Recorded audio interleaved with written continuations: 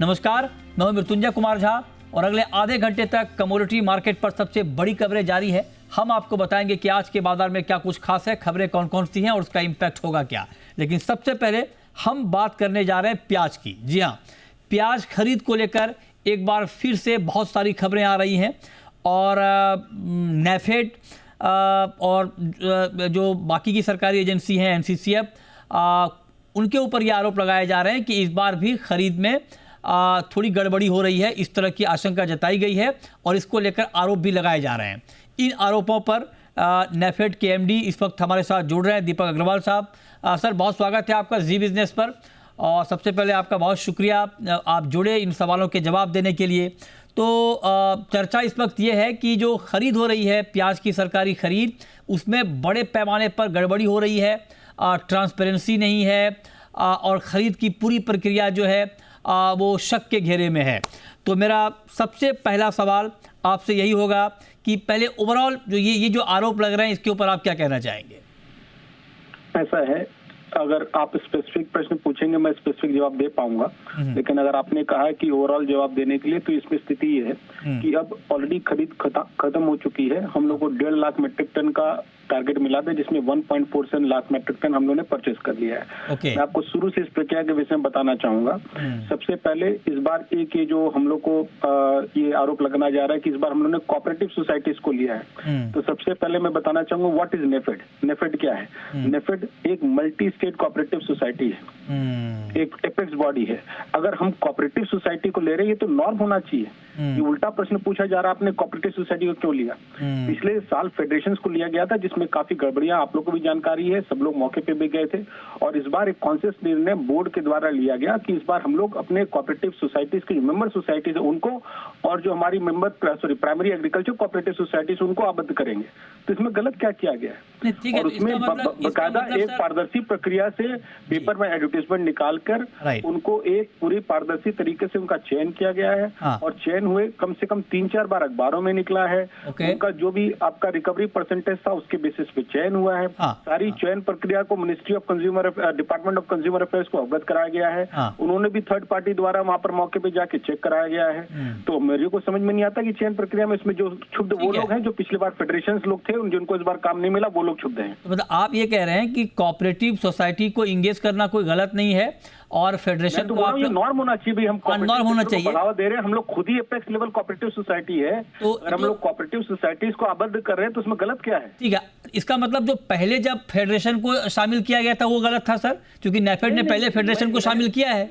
मैंने कभी ये नहीं बोला फेडरेशन को शामिल किया, वो गलत था। पिछली बार फेडरेशन को शामिल किया था, उसमें वहां पर उनके जो कार्य प्रणाली में वहां पर गड़बड़ी निकल के आई थी, जिसमें उच्च स्तर पर लोग भी गए थे और उसमें पिछले बार मुकदमा भी FIR भी दर्ज हुआ था। तो इस बार हमारे बोर्ड ने एक कॉन्शियस कॉल लिया कि हम लोग इस बार अपने मेंबर कोऑपरेटिव सोसाइटी और प्राइमरी एग्रीकल्चर कोऑपरेटिव सोसाइटी के माध्यम से काम कराएंगे। अच्छा। मैंने कभी नहीं कहा कि फेडरेशन के काम कराना गलत है, लेकिन मैं ये बोल रहा हूँ कि primary agriculture cooperative societies, credit societies और हमारी मेंबर सोसाइटी से भी काम कराना भी गलत नहीं है। और उसको हम लोगों ने कोई रैंडमली सिलेक्ट नहीं किया, उनको बाकायदा अखबारों में एडवर्टाइज करके, टेंडर करके, एक प्रक्रिया के तहत हम लोग ने एडवर्टाइज आबद्ध किया है। और उसको हम लोग ने फिजिकली वेरीफाई न सिर्फ हम लोग ने किया, बल्कि डिपार्टमेंट ऑफ कंज्यूमर अफेयर्स की थर्ड पार्टी। ये सवाल देखिए, ये सवाल सर इसलिए उठ रहे हैं, ये सवाल इसलिए उठ रहे हैं कि ये आरोप लग रहे हैं कि इन कोऑपरेटिव सोसाइटीज के जरिए बैकडोर एंट्री हो रही है और कुछ इन्फ्लुएंसर जो कि दबदबा रखते हैं वहां पर, उन लोगों ने इसके जरिए अपना काम किया है। अच्छा, ऐसे ही बताइए कि प्राइमरी एग्रीकल्चर जो क्रेडिट सोसाइटी होती है या मेंबर कोऑपरेटिव सोसाइटी है, सब लोग एक सरकारी जो आपका रजिस्ट्रार कोऑपरेटिव सोसाइटी के माध्यम से दर्ज होते हैं। वो बकायदा उनका एक अपना बोर्ड होता है, उनका ट्रस्ट होता है, उनका बोर्ड होता है, उसमें मेंबर्स होते हैं, सबकी एप्लीकेशन आती है। वो आने के पश्चात हम उसका क्रेडेंशियल वेरीफाई करते हैं। अगर वो अपने कार्य अच्छे तरीके से कर रहे हैं, किसी भी माध्यम से कर रहे हैं, अगर वो कुछ लोगों को एम्प्लॉय कर रहे हैं, और एम्प्लॉयमेंट फेडरेशन वाले भी करते हैं, तो इसमें दिक्कत क्या है, कोई ये समझ नहीं आती। जहाँ तक परचेज करने की बात है, परचेज फार्मर से ही किया जा रहा है। बाकायदा एक पोर्टल है, उनका पैसा भी बैंक अकाउंट में सीधे किसानों के अकाउंट में पैसा ट्रांसफर किया जाता है। इसलिए इसमें कोई भी पारदर्शिता की जहाँ तक बात हो, हम लोगों ने पूरा पारदर्शी तरीके से किया है। We are open to investigation which can happen at the ground level. Right, आप देखिए, आप हमारे साथ जुड़े हैं, ये अपने आप में एक बड़ी बात है कि आप इन टफ सवालों के जवाब देने के लिए जुड़े हैं और इस बात को लेकर मैं नेफेड की तारीफ करना चाहूँगा। मतलब ऐसी बात नहीं है कि पहली बार मैं नेफेड एमडी का इंटरव्यू कर रहा हूँ, इससे पहले भी हमने किए हैं और ये अच्छी बात है। और नेफेड एक बड़ा हमारा एक प्राइड है, आप समझिए नेशन का प्राइड है एक। और 2023, 24, 25 इन सब सालों में आपने बहुत सारे अच्छे काम भी किए हैं, इसके लिए आपको बधाई। मेरा अगला सवाल, ये सवाल इसलिए उठ रहे हैं, कुछ लोग कह रहे हैं कि जो प्याज की क्वांटिटी है और क्वालिटी है दोनों से समझौता किया गया है और जो एक तय मानक के हिसाब से जो क्वांटिटी परचेज करना चाहिए था वो भी नहीं हुआ है और जो क्वालिटी है वो इन्फीरियर क्वालिटी का प्रोक्योरमेंट हुआ है।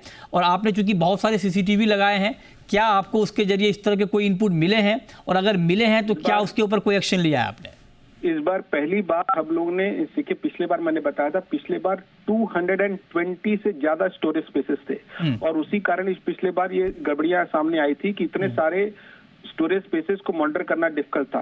इस बार हम लोगों ने इंसिस्ट किया कि किसी भी सोसाइटी के पास मिनिमम एक साइट पे 5000 मेट्रिक टन से या उतना या उससे ज्यादा स्टोरेज होना चाहिए। इसलिए हमारे इस बार हमारे जो स्टोरेज स्पेसेस हैं हमारे ज्यादा नहीं 25 से 30 स्टोरेज स्पेसेस हैं। तभी जो इंसिस्ट किया गया कि न सिर्फ सीसीटीवी, ये सारे सीसीटीवी एपीआई लिंक हम अपने हेडक्वार्टर में बैठ के सीधे उनका डायरेक्ट लाइव उनका कैमरा से लाइव देख सकते हैं। उसके बाद हमने कुछ retired army personnel, ex army personnel को हायर किया जो रैंडमली बेसिस पे साइट से साइट जाकर ये भी चेक कर रहे थे। उसके अलावा डिपार्टमेंट ऑफ कंज्यूमर अफेयर्स ने एक थर्ड पार्टी एजेंसी हायर की थी जो जाके क्वालिटी और इसके साथ साथ क्वांटिटी भी प्रोक्योर कर रही थी। वो सारा का सारा डेटा आपका एक पोर्टल में अभी भी उपलब्ध है, आप कोई भी जाके ऑनलाइन उसको चेक कर सकते हैं। ओके, ये आपने कह दिया, ये एक पूरी बात मुझे पूरी बात कंप्लीट करने दें। इसके बाद जब ये बात आएगी क्वांटिटी की, तो डिस्पोजल में हर सोसाइटी ने जो हाईएस्ट बिड आई थी वो 72% की थी। वो हर सोसाइटी को जितना भी प्रोक्योरमेंट हम लोगों ने किया है उसका 72% उनको वापस करना पड़ेगा।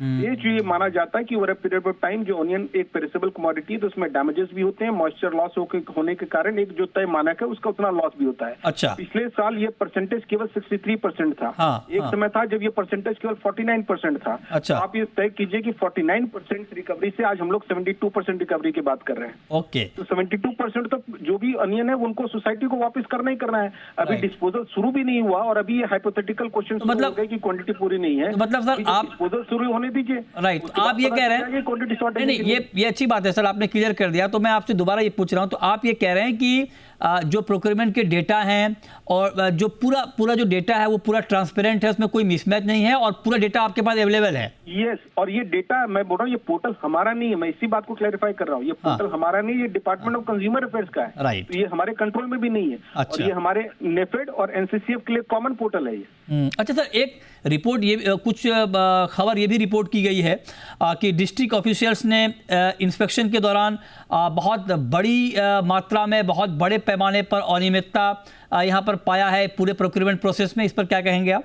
वही तो मैं बोल रहा हूँ, स्पेसिफिक आप बताया तो क्या अनियमितता पाया, मैं ऐसे कैसे जवाब दूं। एक केस जो सुनिए, एक केस जो बार बार हाईलाइट हो रहा अभी लास्ट में, एक संस्था थी जिन्होंने अपने पेपर्स, चूंकि जब भी ये पेपर्स देते हैं जितने भी सोसाइटीज, ये माना जाता है फेस वैल्यू में इसके पेपर करेक्ट हैं। जैसे अगर आपने अपना रजिस्ट्रेशन का सर्टिफिकेट दिया है या सीए द्वारा ऑडिटेड अपनी बैलेंस शीट दी है, it is presume to be correct until unless proven otherwise. क्योंकि हम लोग उसमें चाहे तो सीए को भेजकर या फिर हम लोग स्टेट गवर्नमेंट को भेजकर उसको किसी भी प्रक्रिया में वेरीफाई नहीं करते। और ये सारी सोसाइटीज का नाम एक बार नहीं कई बार पब्लिश हुआ है, हमारे वेबसाइट में गया है और सभी को मालूम था। तो इस बार स्टेट गवर्नमेंट ने भी अपने ओर से भी एक टीम लगाई थी सारे चेकिंग के लिए। उसमें एक प्रकरण ने रजिस्टर्ड कोऑपरेटिव सोसाइटी ने हम लोग को अवगत कराया कि एक सोसाइटी के जो सर्टिफिकेट्स थे वो गलत थे और वो पहले ही जिस प्रोक्योरमेंट से पहले उसको लिक्विडेट कर दिया गया था, वहां पर एडमिनिस्ट्रेटर अपॉइंट कर दिया गया था। अच्छा। जैसे हमारे संज्ञान में आया कि पेपर सोसाइटी ने दिए थे और उस समय तक सोसाइटी का नाम भी पब्लिश हुआ तो उसमें कोई ऑब्जेक्शन में नहीं आता, हमने तत्काल उसका संज्ञान लिया। उस सोसाइटी के विरुद्ध हम लोग ने एफआईआर दर्ज कराई और उसका सारा स्टॉक हम लोग अपने कस्टडी में लिया। अच्छा, लेकिन सर क्या ये प्रोक्योरमेंट से पहले रिपोर्ट नहीं, अगर आपके पास कोई है तो स्पेसिफिक आप पूछिए, मैं उसका जवाब नहीं, मैं यही जो आप जिसका जिक्र कर रहे हैं जिस सोसाइटी का, उसी के बारे में आपसे पूछना चाह रहा था। तो मतलब मैं ये जानना चाहता हूँ कि क्या जब आप इस तरह का काम देते हैं किसी सोसाइटी को, क्या उससे पहले वेरिफिकेशन नहीं होता है या उससे पहले कोई ड्यू डिलिजेंस नहीं किया जाता है? नहीं, ईवाई जब निकलती है सारे जैसे हम लोग भी जब एग्जाम में बैठते हैं हम लोग को अपना सर्टिफिकेट देते हैं, तो वो सर्टिफिकेट जब हम लोग का एकदम क्लियर कर देते हैं उसके बाद जाके उसका एग्जामिनेशन उसका वेरिफिकेशन होता है। हम लोग पास चूंकि टाइम इतना नहीं होता, चूंकि अगर उसको वेरिफिकेशन के भेजते हैं और वेरिफिकेशन का वेट करते हैं तो कई मतलब वीक्स वो लग सकते हैं। तो जो भी डॉक्यूमेंट दिया जाता है ये माना जाता है कि जो सोसाइटी है वो एक डॉक्यूमेंट जो अपना दे रही है वेरीफाइड डॉक्यूमेंट वो सही है। अगर कोई सोसाइटी अगर गलत डॉक्यूमेंट प्रस्तुत करके अपना काम ले रही है और वो हम लोग के संज्ञान में आता है तो उस पर कार्रवाई होती है। और इसमें तो मैं तो बोल रहा हूँ कि भाई ये तो वहाँ लोकल अखबारों में कई बार पब्लिश हुआ सोसाइटीज का नाम, वेबसाइट पे पब्लिश हुआ, जो मेंबर और जो सोसाइटीज उनको ही मालूम था, जो सोसाइटीज नहीं क्वालिफाई कर पाए उनको ही मालूम था। तो कभी भी ऑब्जेक्शन नहीं है कि भी ये फलाना सोसाइटी में ये लिक्विडेट हो चुकी है। जब वहाँ के जो रजिस्ट्रार कोऑपरेटिव सोसाइटी द्वारा जो टीम गठित थी उन्होंने जब ये देखा तो उन्होंने एक सोसाइटी के विषय में हम लोग को अवगत कराया कि ये सोसाइटी जो है लिक्विडेट हो चुकी है, और तो हम लोग ने उनको तत्काल उन पर एफआईआर दर्ज कराई और उनका सारा माल कस्टडी में लिया। हम लोग की ओर से कोई इनेक्शन तो रहा नहीं, जैसे हमारे पास नॉलेज में हम लोग तत्काल उस पर कार्रवाई की। अगर पहले नॉलेज में आ गया होता तो डेफिनेटली पहले भी कार्रवाई हो गई होती। राइट। अच्छा, कुछ ये भी आशंका जाहिर की जा रही है कि कुछ पावरफुल लोग हैं जिन्होंने ये अलग अलग सोसाइटीज के जरिए मतलब उसके ऊपर उनका कब्जा है और उसके जरिए वो कामकाज कर रहे हैं। क्या आपके संज्ञान में कुछ आया है सर ऐसे लोगों के नाम, अगर आप शेयर करना चाहें? नहीं, मेरे पास कोई ऐसा नाम नहीं है, लेकिन ये सब जो एक क्या बोलते हैं ना, जो थ्योरी बनाई जाती है कि भाई मेरा ये कहना है कि सोसाइटी ने अपना जो भी क्रेडेंशियल्स देके काम लिया, अगर वो सोसाइटी के कामकाज में कहीं दो दिक्कत है तो हम लोग डेफिनेटली एक्ट करने तैयार हैं। अब जो पीछे की स्टोरी चलती है कि इसके पीछे कौन है, और इस बार हम लोगों ने पहला बार कदम लिया था कि पिछले बार जो फेडरेशन ने गलत काम किए थे उसके अगर कोई डायरेक्टर भी इनडायरेक्टली अगर वर्तमान कोई सोसाइटी में एंटर किए तो उसको भी ब्लैकलिस्ट किया। और इस बार 2 ऐसे केसेस थे जहां पे पिछले फेडरेशन के लोग इस सोसाइटी में एंटर करने का प्रयास किए थे और वो डायरेक्टर बन गए थे, उनको भी काम नहीं दिया, उनको भी ब्लैकलिस्ट किया है। तो इसलिए ये कहना गलत है कि हम लोग ने किसी कोई मतलब जो भी प्रक्रिया बनाई गई थी उसको पूरी तरह पालन किया है। मैं फिर ये बोलना चाहूंगा कि कुछ लोग जो इस बार उनको काम नहीं मिला उसके कारण वो लोग थोड़े से जरूर क्षुब्ध हैं। अच्छा। और उसी कारण ये सब खबरें फैलाई जा रही है। अच्छा, एक खबर सर ये भी आ रही है कि एमपी के कोऑपरेटिव सोसाइटी को भी इसमें शामिल किया गया है, जबकि ये आपके नियम कानून में ये नहीं है। ये भी है क्या, ये बात सही है? नहीं, ऐसा है कि यूआई में था मेंबर कोऑपरेटिव सोसाइटी और प्राइमरी एग्रीकल्चर क्रेडिट सोसाइटी, अगर उसके पास उस एरिया में 5000 मेट्रिक टन से ज्यादा का गोडाउन आइदर ओन्ड या लीज्ड है तो उनको और उस प्रक्रिया के तहत उसको वैल्यूएशन करके काम दिया जा सकता है। इस बार हमने गुजरात में भी क्रय किया है, एमपी के लिए भी हम लोगों ने निकाला था और नासिक के लिए भी निकाला। राइट। मतलब महाराष्ट्र के लिए भी निकाला था। एक लास्ट क्वेश्चन सर, ठीक है, मतलब मैं आपकी इस बात को तारीफ करता हूँ, आप सारे सवालों के जवाब दे रहे हैं। प्याज के दाम बहुत गिर गए हैं और फार्मर को बड़ा नुकसान हो रहा है, और इसमें जो कि आपकी एजेंसी का रोल भी होता है कि जब आप प्रोक्योरमेंट करते हैं तो प्राइस को एक सपोर्ट मिलता है। क्या वो पर्पस सॉल्व हो पा रहा है या आपको लगता है कि उसमें थोड़ी दिक्कत आ रही है, उसमें बहुत सक्सेस नहीं मिल पा रहा है?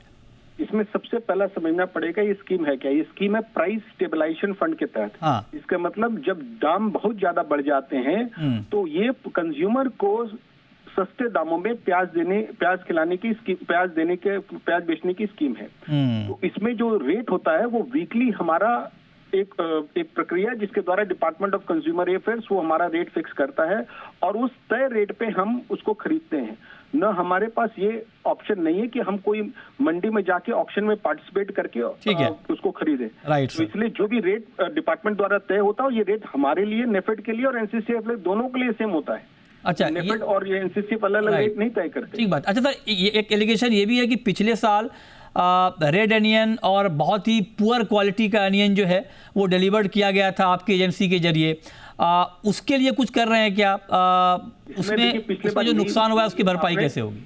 आपने सही प्रश्न पूछा। पिछले बार जो संज्ञान में आया था कि जो लोगों ने चाहे तो विभिन्न कारणों से उनका स्टोरेज क्वालिटी गड़बड़ होने के कारण उसमें डैमेज ज्यादा हुआ या फिर उतना प्रोक्योरमेंट ही नहीं किया, और जब उनको वापस 63% देने की बात आई तो वो 63% देने की में स्थिति में नहीं थे, तो उन्होंने उस समय जो नई क्रॉप की प्याज आई थी उसको लेकर उसकी भरपाई की। इसीलिए इस बार हम लोगों ने इतना इंश्योर किया कि हम लोग गोडाउन में सीसीटीवी कैमरा लगाएंगे, उनका पूरा मूवमेंट चेक करेंगे। हम लोग ने पूरा इसका एक अपना जो डिस्पोजल का भी पूरा सिस्टम बनाया कि कोई भी डिस्पोजल बकायदा यहाँ पर एक उसका वेरिफिकेशन के बिना नहीं नहीं होगा। और इस साल जब डिस्पोजल शुरू होगा तो मुझे पूरा विश्वास है कि हम लोग का ऐसा कोई शॉर्टेज नहीं निकलेगा। लेकिन फिर भी मैं बोल रहा हूँ कि इस बार कोई गड़बड़ी करने की कोशिश की जाएगी अगर सोसाइटी द्वारा, तो उनके विरुद्ध भी उतनी ही कड़ी कार्रवाई होगी जितने पिछले बार हम लोग ने 2 फेडरेशन के विरुद्ध की। चलिए, बहुत शुक्रिया दीपक अग्रवाल जी आपका हमारे साथ जुड़ने के लिए और तमाम सवालों के जवाब देने के लिए, तमाम आरोपों के जवाब देने के लिए। हम उम्मीद करते हैं कि जो बात आपने कही है और इसका, चूँकि आपका जुड़ना इसलिए ज़रूरी था कि लोगों के मन में बहुत तरह के सवाल थे और वही सवाल हमने आपसे पूछे हैं। उम्मीद करते हैं कि ग्राउंड पर ये सब हो रहा होगा, आगे भी आपसे हमारी बातचीत होगी। बहुत शुक्रिया आपका हमारे साथ जुड़ने के लिए।